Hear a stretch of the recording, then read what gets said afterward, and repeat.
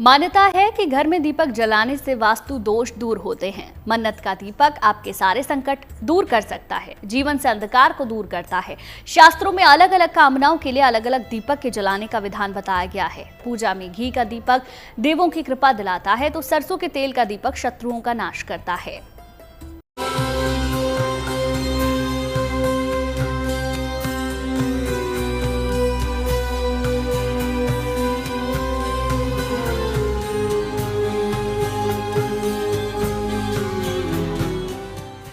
दीपक के प्रकाश से प्रसन्न होते हैं देवगण।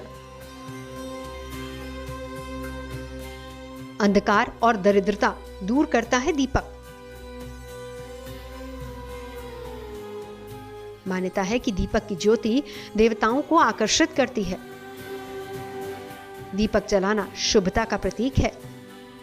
घर के मंदिर से लेकर तीर्थों तक जलाया गया दीपक पुण्य फल दिलाता है। दीपक को ज्ञान का प्रतीक भी माना जाता है। पूजा के समय दीपक कैसा हो, उसमें कितनी बातियां हो, ये जानना भी बहुत जरूरी है। तो चलिए सबसे पहले आपको बताते हैं कि अलग अलग कामना के लिए आपको दीपक में बाती के साथ किस तैलीय द्रव्य का इस्तेमाल करना चाहिए। शनिदेव है, राहु है, क्षेत्रपाल है, पिशाच इत्यादि, भूत प्रेत इत्यादि हैं, जो हमारे शास्त्रों में वर्णन आता है इनके लिए बताया गया कि सरसों के तेल से दीपक इनको जलाना चाहिए। कहते हैं वनस्पतियों के लिए विशेष बताया गया, वनस्पतियों के लिए तिल का दीपक जलाना चाहिए। वहां पर वो तिल के दीपक से प्रसन्न हो जाते हैं, और देवता लोग जो होते हैं घी के दीपक से प्रसन्न होते हैं।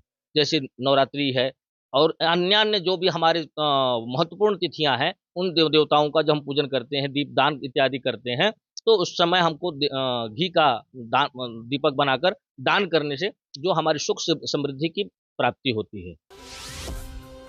आर्थिक लाभ पाने के लिए रोजाना देसी घी का दीपक जलाएं। शत्रु भय को दूर करने के लिए सरसों के तेल का दीपक जलाएं। भगवान सूर्य की प्रसन्नता के लिए सरसों के तेल का दिया जलाएं। अखंड सौभाग्य के लिए महुए के तेल का दीप जलाएं। राहु केतु के लिए अलसी के तेल का दीपक जलाएं। इष्ट या फिर कुलदेव के सामने घी का दीपक जलाएं। अखंड दीप के लिए हमेशा घी या फिर तिल के तेल का इस्तेमाल करें। हनुमत कृपा पाने के लिए चमेली के तेल का दीपक जलाएं। शनि कृपा पाने के लिए सरसों के तेल का दीपक जलाएं।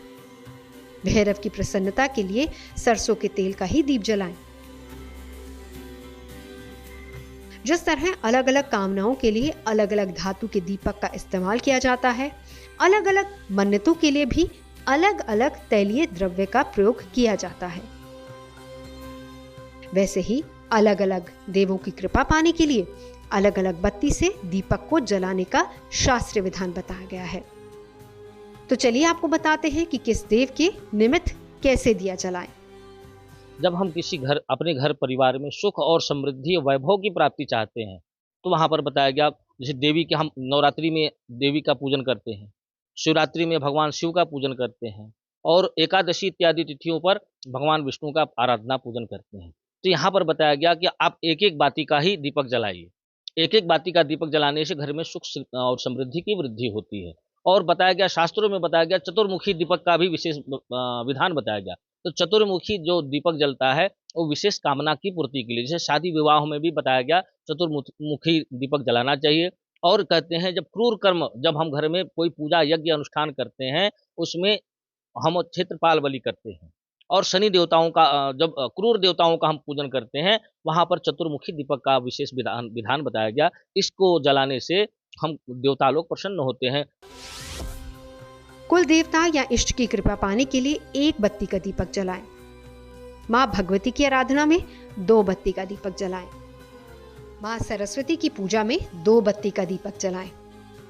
प्रथम पूज्य गणपति की कृपा पाने के लिए 3 बत्ती का दीपक जलाएं।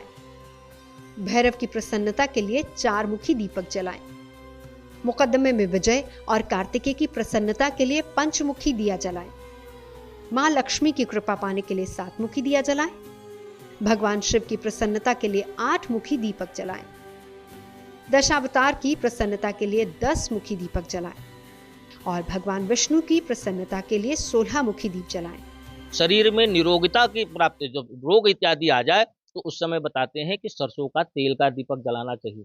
जो कुंडली में नाना प्रकार के लोग, पंडित जी लोग, शास्त्री ज्योतिषी जी लोग बताते हैं कि भगवान शनिदेव का सरसों का तेल का दीपक जलाइए। तो क्यों? हमारे शरीर में नाना प्रकार के जब रोग आ जाते हैं, नाना प्रकार की व्याधियां आ जाती हैं, तो व्याधियों के निवारण हेतु सरसों का तेल का दीपक जलाने का विधान बताया गया।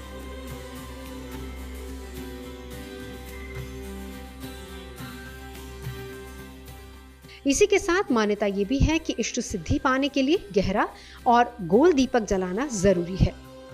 साथ ही शत्रुओं से बचने के लिए, आपत्ति से निवारण के लिए बीच से थोड़ा उठा हुआ दीपक का प्रयोग करना चाहिए।